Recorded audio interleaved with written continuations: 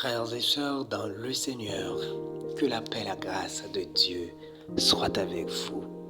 Comme vous le savez déjà, c'est toujours un plaisir pour moi d'être là. Aujourd'hui, nous allons méditer ensemble dans Jérémie 29, verset 17. Mais en ce jour, je te délivrerai, dit l'Éternel, et tu ne seras pas livré entre les mains des hommes que tu crains. Quand les fidèles de l'Éternel ont à souffrir pour lui, ils reçoivent de précieux messages de son amour et parfois ils ont même d'heureuses nouvelles à porter à ceux qui sympathisent avec eux et les aident. Ebed-Mélec était un Éthiopien méprisé, mais il avait eu de la bonté pour Jérémie. C'est pourquoi le Seigneur lui envoya une promesse spéciale pour la bouche de son prophète. Souvenons-nous des serviteurs de Dieu persécutés et nous en serons récompensés. Ebed-Mélec devait être délivré de la main de ceux dont il craignait la vengeance. Il était un pauvre noir, mais l'Éternel prit soin de lui. Des milliers étaient frappés par les Chaldéens, mais cet humble nègre ne pouvait être atteint. Nous aussi, nous pouvons craindre quelque chose. Personne considérable qui nous en veut.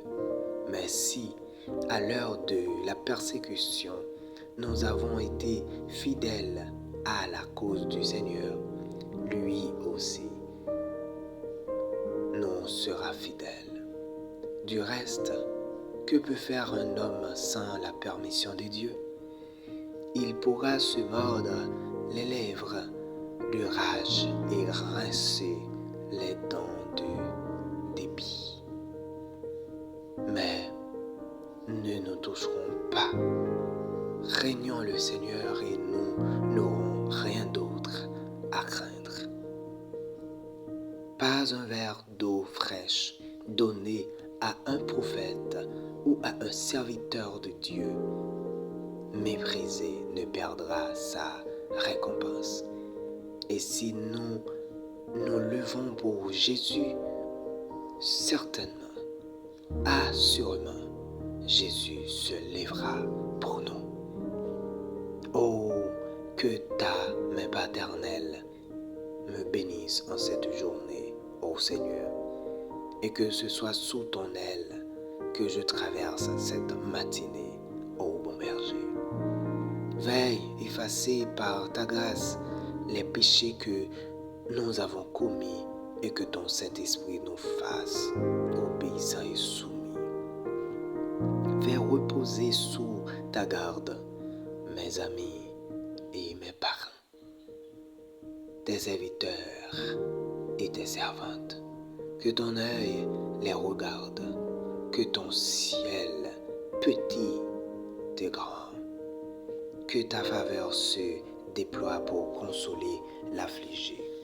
Donne aux pauvres un peu de joie, ô Seigneur, aux malades de la santé, un peu d'espoir pour ce pays qui a tant besoin de toi.